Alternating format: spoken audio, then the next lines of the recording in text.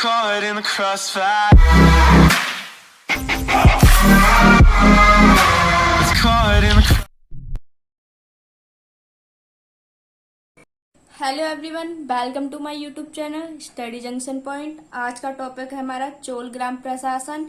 ये BA programme का second semester का इम्पोर्टेंट क्वेश्चन है। इसके अलावा हमने और क्वेश्चंस हमारे चैनल पर करा रखे हैं विद सॉल्यूशन, तो आप वहां जाके देख सकते हैं। चोल शासन व्यवस्था की सर्वोपरि व्यवस्था प्रभावशाली एवं विकसित स्वशासन प्रणाली थी। इसके अंतर्गत ग्राम प्रशासन को लोकप्रिय आधार पर सुसंगठित किया गया। चोल काल की ग्राम सभाएं केंद्रीय शासन के हस्तक्षेप से मुक्त एवं पूर्ण स्वतंत्र थी। विद्वानों ने लघु गणराज्यों के रूप में इनकी प्रशंसा की। इसमें बताया गया कि चोल काल की जो सबसे अच्छी व्यवस्था थी वो थी स्वशासन प्रणाली चोल शासक की। इसके अंतर्गत उन्होंने ग्राम प्रशासन को लोकप्रिय आधार पर सुसंगठित किया गया था, यानी लोगों की इच्छा के आधार पर यहाँ ग्राम प्रशासन को बनाया गया था। जो चोल काल की जो ग्राम सभाएं थी वो केंद्र के रोक टोक से बिल्कुल मुक्त थी और पूर्ण स्वतंत्र थी, मतलब अपनी इच्छा से चल रही थी। विद्वानों ने लघु गणराज्यों के रूप में इनकी प्रशंसा की है। चोल शासन में गांव से लेकर मंडल तक के लिए स्वशासन की व्यवस्था की थी। गांव की महासभा का स्वशासन में बहुत महत्व था। इसके अतिरिक्त कुर्म, नद्दू और मंडल तक में प्रतिनिधि सभाएं होती थी जिनसे शासन में सहयोग प्राप्त किया जाता था। मतलब शासन चलाने के लिए महासभाएं बना रखी थी जिससे शासन अच्छा चल सके। हर जगह तो राजा नहीं पहुंच सकता, इसलिए उन्होंने महासभाएं बना रखी थी। ग्राम प्रशासन के अंदर भी महासभाएं चल रही थी। यही सब बता रखा है इसमें, जिनसे शासन में सहयोग प्राप्त किया जाता था। नद्दू की स्थानीय सभा को नट्टू तथा नगर की सभा को नगर स्तर कहा जाता था। नट्टू जो कि स्थानीय सभा को नट्टू कहा जाता था और नगर की सभा को नगर स्तर कहा जाता था। ये याद रखना किसको क्या कहा जाता था। इसी प्रकार शिल्पियों और व्यापारियों की सभाओं का नाम श्रेणी और पुग कहा जाता था। स्थानीय स्वशासन की रूपरेखा का अनुमान गांव की महासभाओं के अधिकार तथा कर्तव्यों से किया जाता था। ग्रामों में दो प्रकार की संस्थाएं थीं। अब जो चोल काल की जो ग्राम सभाएं बनाई गई थी या गांव थे, उनमें दो प्रकार की संस्थाएं पाई गई थी। एक थी ये साधारण की सभा थी, ठीक है, और दूसरी थी महासभा, ये ब्राह्मण वर्ग की सभा थी। ये संस्थाएं शासन चलाने के लिए अनेक समितियों में व्यक्त थी। जो महासभा थी वो ब्राह्मण वर्ग की सभा थी। इन्होंने शासन चलाने के लिए अपने अंदर भी समितियां बना रखी थी। इन समितियों को बरियम कहा जाता था। याद रखना, इन समितियों को क्या कहा जाता था जो ब्राह्मण द्वारा बनाई गई थी वो थी बरियम। प्रत्येक ग्राम में समितियों की संख्या आवश्यकता अनुसार होती थी। मतलब हर गांव में कितनी संख्याओं की जरूरत है, समितियों में कितनी संख्या की आवश्यकता है, ये काम पर निर्भर करता था। प्रत्येक समिति के सदस्य की संख्या भी निश्चित नहीं थी। मतलब हर समिति में मान लो किसी एक समिति में 15 है, तो जरूरी नहीं है हर समिति में 15 हो, ये निश्चित नहीं था। इसमें यही बताया गया है। आगे देखो, प्रांत प्रथम के उत्तर मेरु के दो अभिलेखों में बरियम के सदस्यों के निर्वाचन का ढंग मिलता है। प्रांत प्रथम के उत्तर मेरु के दो अभिलेखों में बरियम के सदस्यों के निर्वाचन का ढंग मिलता है। आपको पता है बरियम समितियों कहा जाता था। अब समिति का निर्वाचन कैसे होता था ये हमें प्रांत प्रथम के उत्तर मेरु अभिलेख में मिलता है। अभिलेख तो उनमें पता चलेगा कि निर्वाचन किस तरीके से किया जाता था चोल काल में। देखो, निर्वाचन के लिए गांव को 30 बोर्डों में बांटा जाता था। निर्वाचन मत पत्रों के आधार पर होता था। सभी चुनने योग्य उम्मीदवारों के नाम अलग अलग ताड़ पत्रों पर लिख दिए जाते थे। उन्हें एक बर्तन में डालकर अच्छी प्रकार से हिला लिया जाता था। एक छोटा बालक उन पत्तियों को निकालता था। जिन उम्मीदवारों के नाम की पत्ती निकल आती थी वे निर्वाचन घोषित किए जाते थे। निर्वाचन 1 वर्ष के लिए किया जाता था। एक वर्ष के लिए होता था। देखो इसमें ना यही बताया गया है कि जो निर्वाचन था, समिति के जो बरियम था, समिति को सदस्य चुने जाते थे, वो किस तरीके से चुने जाते थे, उनकी क्या विधि थी। तो वही था कि किसी बर्तन में पत्ते पर नाम लिख के निर्वाचन का डाल दिया, अगर वो उसका निकल आए तो भाई उसका निर्वाचन हो गया, वो 1 साल के लिए समिति के सदस्य बन गया। ऐसे होता था। देखो निर्वाचन के लिए प्रत्येक उम्मीदवार में निम्नलिखित योग्यताएं होनी चाहिए। अब हमने निर्वाचन का तरीका देख लिया। अब निर्वाचन के लिए क्या योग्यताएं होनी चाहिए कि हम उस चीज में समिति के सदस्य बन सकते हैं, तो वही बताइए। देखो आयु 35 से 70 वर्ष के बीच होनी चाहिए। 35 से 70 वर्ष के बीच होनी चाहिए, 70 से ऊपर नहीं होनी चाहिए, 35 से नीचे नहीं होनी चाहिए। ठीक है, ये बताया गया है। वेदों और ब्राह्मण ग्रंथों का ज्ञान हो, वेदों का ज्ञान हो और जो ब्राह्मण ग्रंथ है उनका भी ज्ञान हो। 1/4 एकड़ भूमि पर अधिकार हो। एक वेद और एक भाषा का ज्ञान हो। एक वेद और भाषा का ज्ञान होना जरूरी था, ये बताया गया है। तीसरा पॉइंट था भूमि का स्वामी हो और निजी घर में रहता हो। ये जो 4 पॉइंट देखे वो ये थे कि उम्मीदवार हम किस आधार पर चुन सकते हैं, तो ये 4 पॉइंट हो गए। अब देखो निम्नलिखित आधार पर कोई भी व्यक्ति निर्वाचन के लिए अयोग्य घोषित किया जा सकता। मतलब ये तो तरीका हो गए कि इसके अंदर ये अगर उसके अंदर है, ये चीज उसके अंदर पाई जाती है तो वो निर्वाचन मतलब समिति का सदस्य बन सकता है। लेकिन उसे अयोग्य घोषित कर सकते हैं किन कारणों से?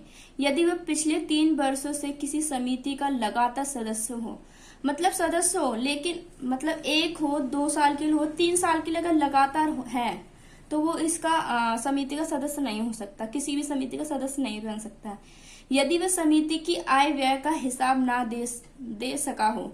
आप कंफ्यूज मत होना। देखो इसमें ना ये बोला गया है 3 साल तक लगातार हो। अगर उसमें 1 साल है, दूसरे साल नहीं हो, तीसरे साल है, तो वो सदस्य का हिस्सा समिति का हिस्सा बन सकता है। लेकिन इसके साथ उसको ये इस बात का पता होना चाहिए समिति के आय व्यय का भी हिसाब उसे होना चाहिए। ठीक है, और नहीं होगा तो उसे नहीं बनाएंगे। यदि वह अपराधी हो, तीसरा पॉइंट, अगर वो अपराधी है तब भी अयोग्य घोषित किया जा सकता है। यदि वह चोरी के अपराध में दंडित किया गया हो, मतलब उसने अगर चोरी किया, उसे दंड दिया गया, तब भी वो समिति का सदस्य नहीं बन सकता। यदि वह शूद्रों के संपर्क में अपवित्र हो गया हो, यानी उसका शूद्रों से कोई रिश्ता हो या शूद्रों से वो गलती से किसी तरह से टच हो गया भी, मतलब छू भी गया हो, तो भी वो समिति का सदस्य नहीं बन सकता था। चोल काल की ये निर्वाचन के तरीके थे और निर्वाचन के योग्य और अयोग्य हमने दोनों पढ़ लिए। अब देखो क्या था। समितियों की बैठक मंदिर में होती थी। ग्राम सभा का क्षेत्र अधिकार बहुत व्यापक था। ग्राम सभाएं थी भाई, गांव में ग्राम सभाएं, उनका क्षेत्र अधिकार भी बहुत ज्यादा था। इनका प्रमुख कार्य भूमि का संग्रह करना होता था। ग्राम सभा का काम क्या था? देखो प्रमुख कार्य था इनका भूमि कर, मतलब जो भूमि से कर मिलता है उसको संग्रह करना। यह प्रत्येक ग्राम की उर्वरक और बंजर भूमि तथा वनों का लेखा जोखा रखती थी। मतलब गांव में कौन सी उर्वरक है, मतलब अच्छी भूमि है, कौन सी बंजर हो चुकी है, कितने वन का क्या वन है, कैसे है, इसका लेखा जोखा भी ग्राम सभा के हाथ में ही होता था। भूमि की उपज के आधार पर, जैसे मैंने पहले पढ़ाया था कि ग्राम सभा का कार्य क्या था सबसे ज्यादा, कि भूमि कर इकट्ठा करना, गांव के लेखा जोखा रखना, ये सब वनों का लेखा जोखा रखना, ये सब उसका कार्य था। भूमि की उपज के आधार पर यह भूमि कर निश्चित करती थी। अब वो कर ले रही है पर किन आधार पर लेगी? भूमि की उपज के आधार पर ग्राम सभा कर लेगी। भूमि कर ना देने वाले व्यक्ति की भूमि को सभा बेच सकती थी। अब भूमि कर नहीं दे रहा है कोई व्यक्ति, मतलब कोई किसान, तो उसकी भूमि को सभा बेच सकती थी, ये उसके पास अधिकार था। भूमि संबंधी झगड़ों का निपटारा करना भी इनका काम था। भूमि से संबंधित भूमि से संबंधित झगड़ों का निपटारा करना भी ग्राम सभा का काम था। किसानों को संकट के समय सभा उनके भूमि कर में छूट भी दे सकती थी, ये भी उसके पास अधिकार था। मतलब कहीं बहुत अच्छी थी ग्राम सभा चोल काल की।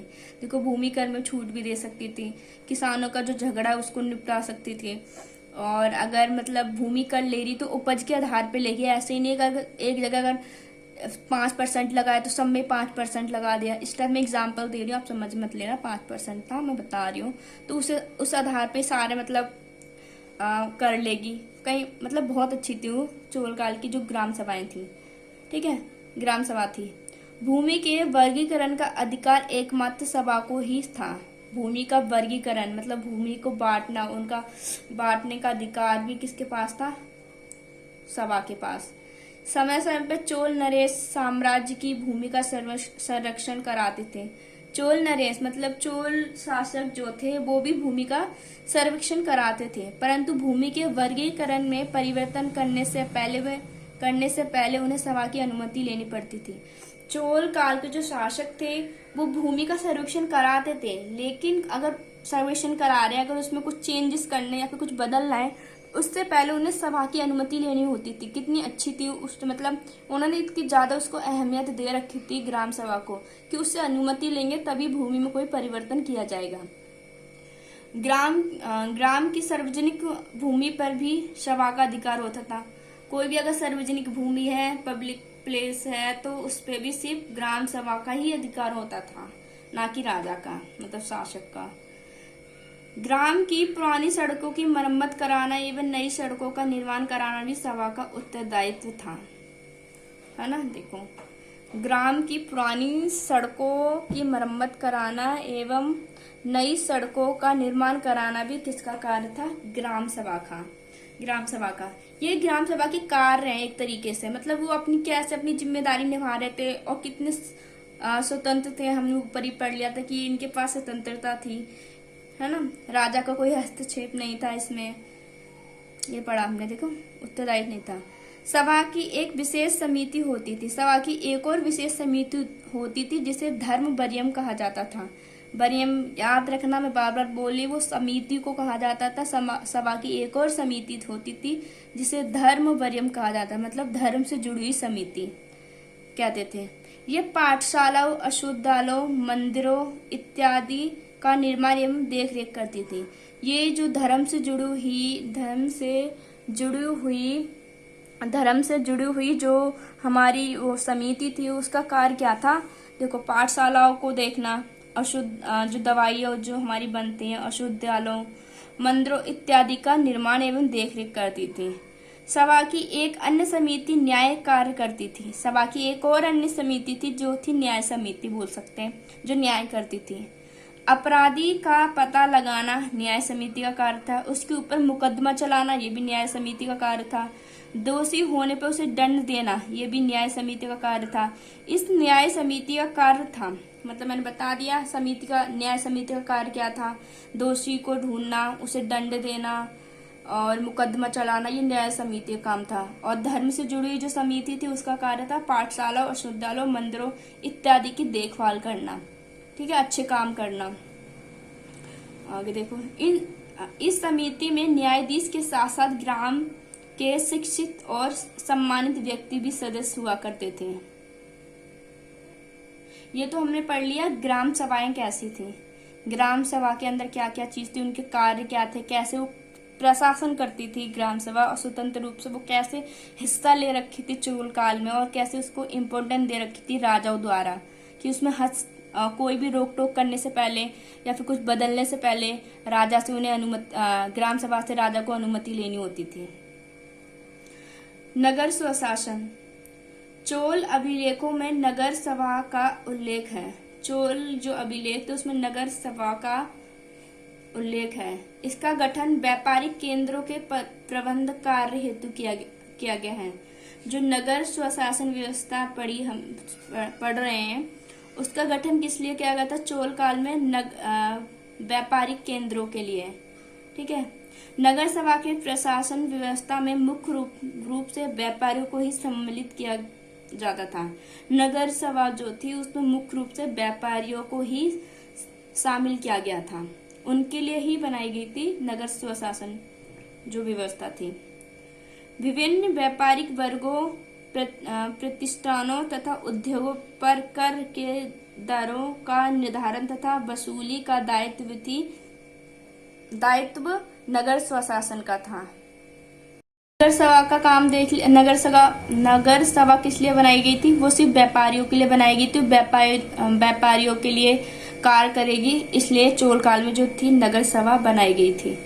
नगरों में लाई जाने वाली वस्तुओं पर कर निर्धारित एवं कर वसूली का कार्य भी नगर सभा का होता था। नगरों में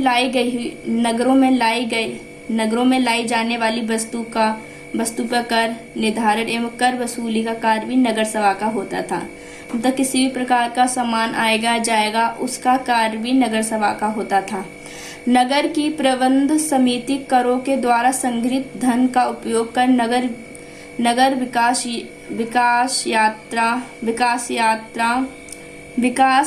यातायात हट बाजार तथा नगर के औद्योगिक एवं व्यापारिक विकास के लिए काम करती थी। इसमें यही बताया गया जो नगर सभाएं थी वो कर इकट्ठा करती थी, मतलब जो भी कर इकट्ठा होता था व्यापार से या फिर जो आयात निर्यात होता था उससे भी, तो वो इस जो कर मिला उसका क्या करती थी, वो विकास करती थी। नगरों का विकास करना, हट बाजारों का विकास करना, नगर में औद्योगिक एवं व्यापारिक विकास करना, ये सब नगर सभा का काम था।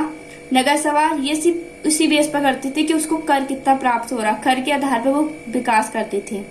आगे देखो, इस प्रकार चोल काल की ग्राम सभाएं अपने सभी आंतरिक विषय में पूर्ण स्वतंत्र थी।